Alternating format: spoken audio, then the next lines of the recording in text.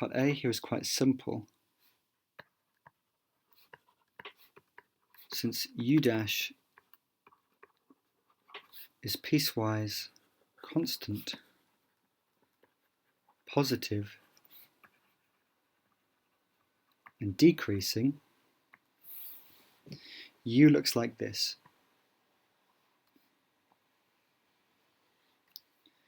It's increasing because u dash is positive,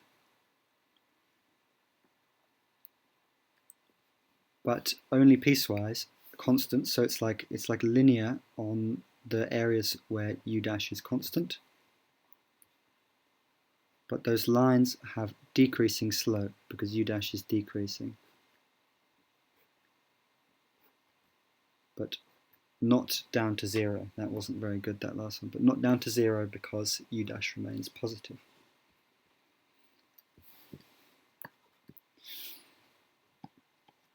Part B, by definition, this was originally on the problem sheet defined incorrectly, but it should be corrected now. So by definition, r tilde u is equal to 1, and r tilde d is equal to minus 1, following directly from the definition of S in the problem.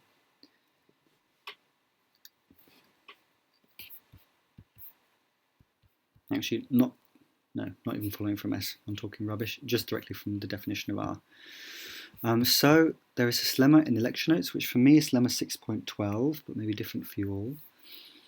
But it says that market is arbitrage free if and only if the probability of A multiplied by R tilde is being negative is positive for all A in some subspace of R which contains all the values of R tilde.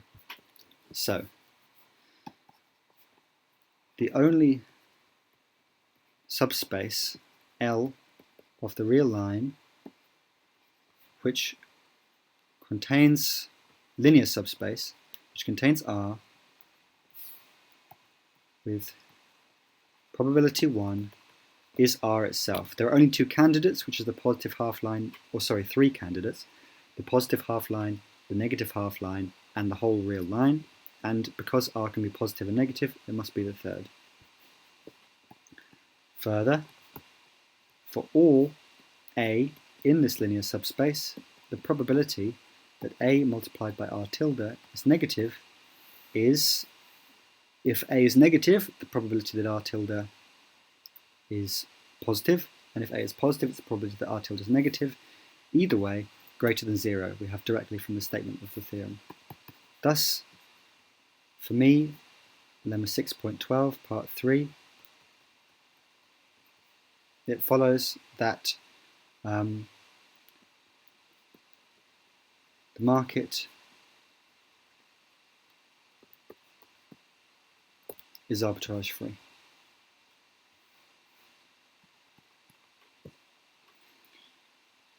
Now for part C, we want to do some calculations.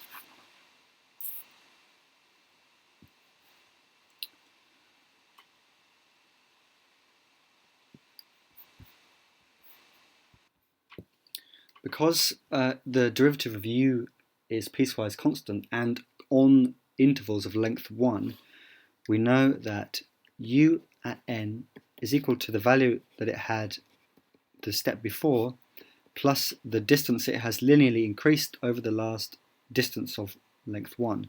So that is just u dash at n, because the gradient of u is constant all the way up to that point, and it's the same, it's u dash of n, multiplied by 1, which is the length of the interval, but of course that doesn't change anything. We can do this iteratively for n minus 1, n minus 2, etc. to see that u, n is, at the end of the day, the sum from I equals 1, actually better to do k if we're going to talk about integers, just for notation, of course doesn't make any difference, of u dash k.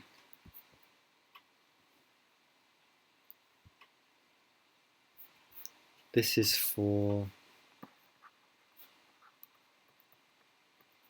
n in the natural numbers. Actually, No, yeah, that's right, because if we're going negative, we have to go the other direction. So this is for increasing numbers, going up. We know the value of u dash for the natural numbers. It's 1 plus 1 over n squared. We can take out that 1. There's no reason not to. So with exactly the same reasoning, but kind of pointing the other direction,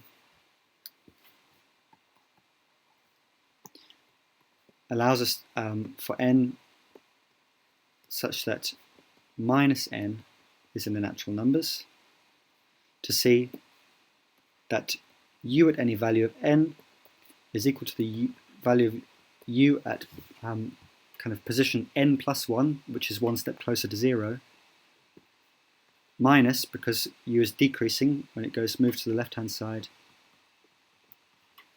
the derivative again of u, because it's linear, and it then decreases by that linear, the gradient multiplied by the length of the interval, which in this case is again 1. And again, going all the way down, iteratively, u of n for this negative value of n, so we should sum from, well, we're summing downwards, so we should sum upwards to minus n, the value of the gradient, which is 3 minus 1 over k squared, which we may as well take this out, is equal to 3 times minus n, should be, plus the sum, k equals 1 to minus n. Or am I getting my plus and my minuses mixed up? Ah, no, what I've done is forgotten this minus sign here in the expression of un. So there'll be a minus there, which would make that 3n, and would make that a plus. Okay. So, why is this useful? Well, it's going to help us to calculate the expectation particular values of u. We're trying to solve a particular optimization problem over the real line, but actually we just care about solving it with the natural numbers because of the way our u is defined, and what we will show is that the optimization problem just gets better and better and better results for larger and larger values of n. So there is no optimal value of n, because always a larger n will do better. That's somehow taking a limit to infinity is just free real estate.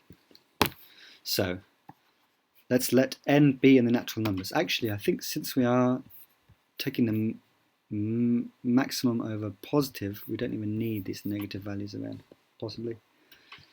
Well, that could be nice. Okay, so let n be in the natural numbers. Then the expected value of u of ns1 is equal, no, here it is exactly relevant, un multiplied by 3 over 4, add u minus n multiplied by 1 over 4. So this is why it's relevant, of course, because this minus of minus n is in the natural number. So we need to use our expression of u that we have for both. On the left-hand side, we get 3 over 4 multiplied by this thing, n plus the sum, 1 to n of 1 over k squared.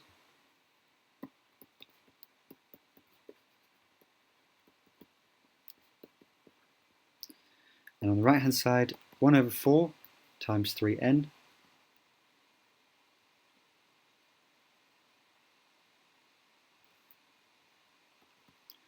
plus 1 over 4 times the sum, k equals 1 to n, of minus minus n, which is just n, 1 over k squared. And I've made a mistake here, this should be minus n, just caught that, which is fortunate because now we get some cancellation and some concatenation in a sense. So the 3 over 4 n's cancel, the sums combine, so that the fraction disappears, and we just get k equals 1 to n of 1 over k squared. Now we can directly see that this is simply increasing as n increases, right? That it has no maximum, although it increases to a finite limit. That limit is, this is a well-known result, that's pi squared over 6 as n goes to infinity. That limit is increasing, so there is no choice of n for which that is optimal, because it's always possible to improve it.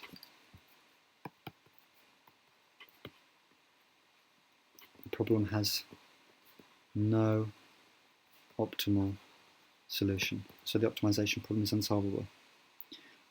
There's some proposition in the lecture notes. For me, that's proposition 6.13, and remark 6.14 discuss exactly this, that the unboundedness of U is crucial here to the optimization problem not having a solution.